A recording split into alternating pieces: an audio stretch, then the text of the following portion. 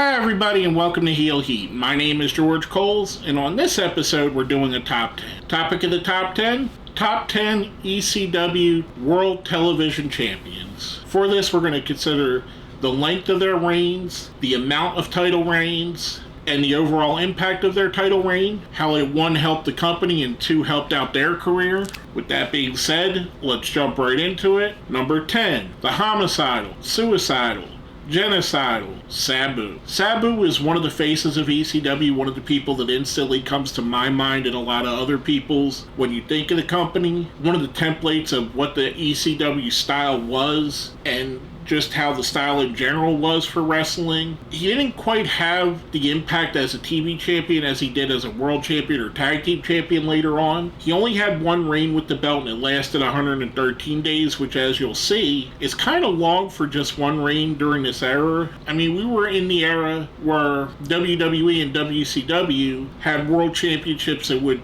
change 5-6 times in a year. Mick Foley famously has 3 world title reigns, and the 3 of them all add up to less than a month. It wasn't surprising to see a title change on a pay-per-view and then change again on the show after the pay-per-view. With that being said, with the impact he had, who he was, and what he meant, and when he held the championship, because he held it pretty early on in the company, make him an important part of this lineage. Hence why he's on my list, hence why he's number 10. Call from that our number 9, Lionheart Chris Jericho. For a lot of people, myself included, this was our first real taste of Chris Jericho. I had seen pictures of him in magazines from when he wrestled in War and Smoky Mountain. I didn't quite get any of the Smoky Mountain videotapes at this point yet before I seen him here in ECW, but he immediately came in and he made an impact, and you could see right away that this guy was going to be a huge star. I mean, you could argue he's had one of the 5-10 best careers of any wrestler in wrestling, and he's still going at a pretty high rate right now.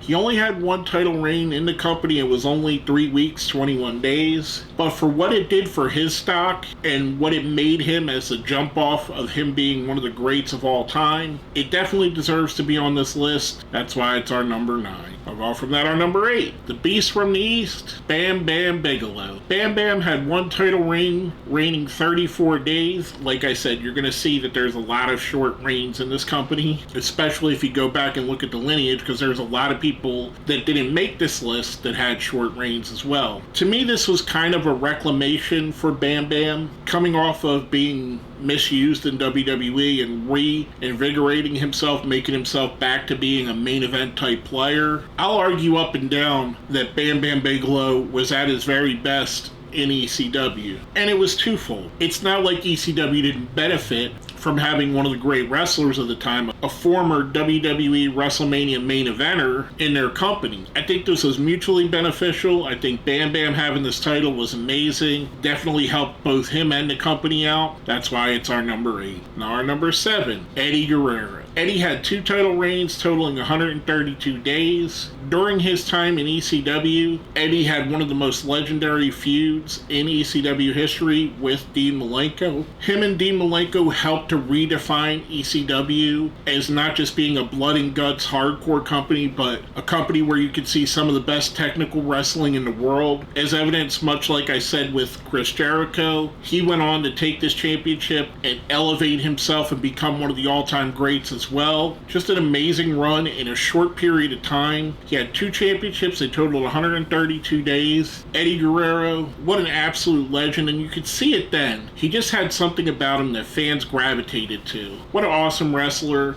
Rest in peace, Eddie Guerrero. And Bam Bam as well. You definitely deserve to be on our list. I'll go on from that our number 6. You can't say Guerrero without saying this name, the Shooter, Dean Malenko. I just talked about with Guerrero the legendary feud that they had in ECW and redefining what ECW was and what ECW could be. I give Dean Malenko the slight nod over Eddie Guerrero here for the fact that he had the title twice as well. He had it for just a little bit longer at 141 days, about a week and 2 days extra. But to me, during their feud and their run in ECW, as great as Eddie Guerrero is, and he is great, I feel like Dean Malenko Malenko was the more interesting character, had the better storyline being part of the original Triple Threat and everything. Just a fantastic wrestler, evidenced by the fact that not too long after his run here, PWI names him the #1 wrestler in the world in 1997. Fantastic wrestler. Highly underrated, one of the greats in my opinion, one of the wrestlers that really brought in that highly technical cruiserweight style and made it popular in American wrestling. Now going from Dean, our number 5, the man beast, Rhino. Rhino held the belt 2 times for a total of 340 days. And as you can see, there's quite a ramp up from where Dean Malenko and everybody before him was to where Rhino is with the length of the championship. Rhino would probably be higher on this list if his run wasn't towards the end of the company, where the company was kind of dying out, and if his impact afterward was better. And I'm not saying that Rhino didn't have a great career, but when you think about some of the people that are on this list, the Jerichos, the Dean Malenkos, some people that are going to come later, Rhino doesn't quite stack up. Now, I know the plan going forward, had ECW survived, was to be to run with Rhino as the top guy, and he definitely would have made a great top guy there, and maybe that would have changed his trajectory. I just feel like he got lost in the shuffle in WWE. He did great in TNA. I thought he had a great run in TNA, but just got lost a bit in the shuffle there. However, his ECW run is absolutely legendary. Much like I said with Bam Bigelow, I feel like Rhino's best part of his career was spent in ECW. He was awesome TV champion. Hence why he's on my list. Now going from that, our number 4, the Human Suplex Machine, Taz. Taz had 2 championship reigns totaling 267 days, which as you can see is about 3 months less than Rhino. However, I do feel that Taz's run with the TV championship was a more dominant run and built Taz more to be a world champion. Like I said, Rhino's story kind of was incomplete because ECW ended.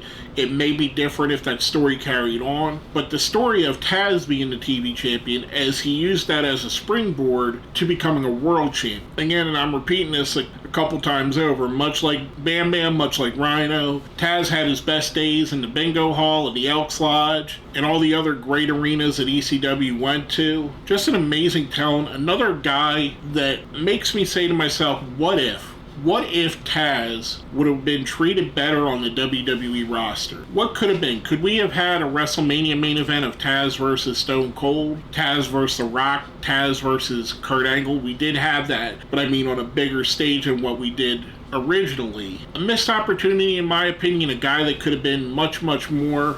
Just a great wrestler, amazing talent, well underused. He's a great announcer too. I think he's one of the best announcers and doesn't quite get the respect he does there either. But just a great wrestler and announcer all around. We're going from that, our number 3, the franchise, Shane Douglas. Shane had 2 runs totaling 350 days, so just shy of a year. But much like I said with most of the rest of these guys, Shane's best time was in ECW. Him holding that TV championship, even after declaring himself the ECW World Champion and throwing down the NWA belt, really added some gravitas to the championship. The way he carried himself, he made you think that he really was the franchise of the company and really helped to elevate that belt to a much higher status than it was before he carried it. Another one of those great questions, like, what if Vince McMahon didn't just see him as Dean Douglas? What if Vince gave him a shot? Just another great wrestler, another great TV champion, one of the stalwarts of ECW, probably on the Mount Rushmore of ECW if you really think about it. It's kind of hard to do an ECW Mount Rushmore. There's so many deserving wrestlers. I mean, you got Sabu, Taz, Sandman, Terry Funks, Shane Douglas, Tommy Dreamer, Rob Van Dam. I mean, that's 7 right there, and I haven't even tried to narrow it down yet. The Dudley Boys you got added in there. Just one of the greats in the conversation of being one of the great ECW wrestlers of all time, hence why he's so high on this list. I'll go from that, our number 2, fittingly, Too Cold Scorpio. Scorpio had the belt the most times. He held it 4 times for a total of 274 days. And the reason why Scorpio's so high on my list is he had that name recognition. He was coming off off a solid run in WCW where everyone that watched WCW, people of my age, loved Too Cold Scorpio, loved seeing what he was doing. So seeing him pop up on this new company, ECW, and holding a championship there, first you felt vindicated that you were a Too Cold Scorpio fan. Then you also felt like, well, maybe this company really gets it because Too Cold Scorpio is one of the great talents in wrestling. Just another guy that really elevated his worth, elevated the worth of the championship, had great matches, whether it be with guys like Jericho or Taz. He really was one of the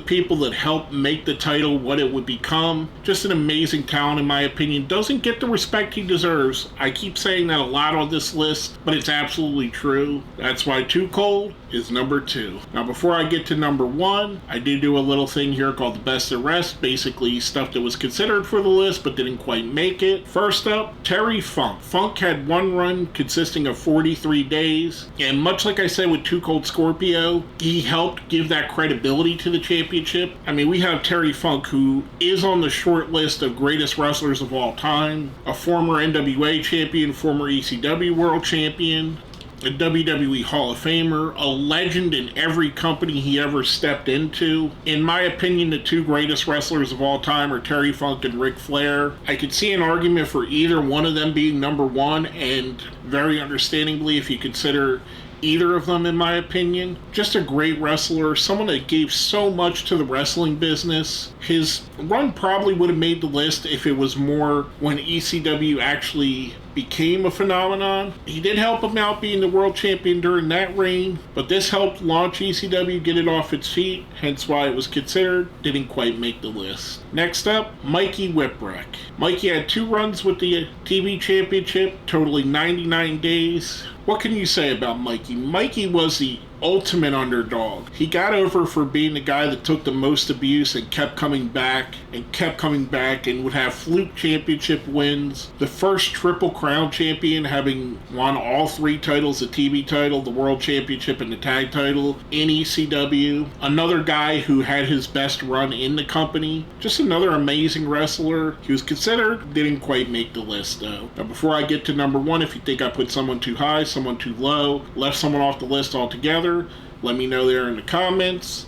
While you're there, smash that like button, share the video, subscribe if you haven't, and if you see where it says join, that's how you become a channel member. It definitely helps out if you decide to do that. With all that being said, our number 1 ECW World Television Champion, the whole fucking show, Mr. Monday Night Rob Van Dam. Van Dam had 1 run with the championship, lasting exactly 700 days, which if you total up the most combined time holding the title with anybody else that's held it, he's double the second person, which would be the second person would be Shane Douglas with 350 days over 2 runs. Rob had 1 run lasting 700 days, so almost 2 years. Again, in an era where juxtaposed against the WCW TV Championship or even the Intercontinental or US Championships, which probably had half a dozen to a dozen title changes during that same time, Rob was able to dominate. He was able to keep it compelling, keep the fans tuning in. Every match he had was one of the best matches on the card. He's